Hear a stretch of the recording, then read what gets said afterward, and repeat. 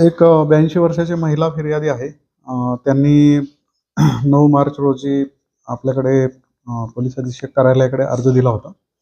त्याच्यामध्ये 2002 मध्ये त्यांची मानपूर गावाची शिवारातली जमीन होती. तर ती जमीन त्यांनी ज्यांच्या विरुद्ध कंप्लेंट दिलेली आहे, त्यांनी एका कारखान्यासाठी विकत घ्यायचं म्हणून त्यांच्याबरोबर व्यवहार केलेला होता आणि सदर जमीन ही कारखान्यासाठी वापरली जाणार आहे असं त्यांना आश्वासन दिलेलं होतं, असं त्यांची तक्रार आहे.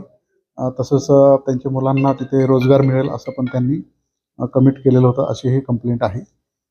त्यानुसार आर्थिक गुन्हे शाखा जळगाव यांनी त्याची चौकशी केलेली होती. चौकशीमध्ये त्यांना डॉक्युमेंट्समध्ये खाडाखोड आढळल्यामुळं ह्या प्रकारामध्ये तथ्य असल्याचं जाणवल्यामुळं त्यांनी जिल्हाधिकारी जळगाव यांच्याकडे पोलीस अधीक्षक यांच्या मार्फतीने पत्र दिलं होतं की असा प्रकार दिसून येत आहे, त्याच्याबद्दल आपला अभिप्राय कळवावा.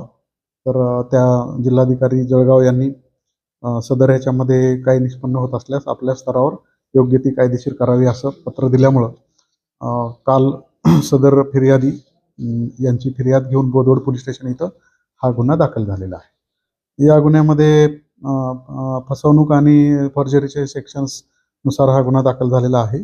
तसंच सदर तक्रारदार हे अनुसूचित जातीचे असल्यामुळं त्याच्यामध्ये सुमोटो जे अमेंडमेंट सेक्शन लागतात अॅट्रॉसिटीचे, ते सुद्धा लागलेले आहेत.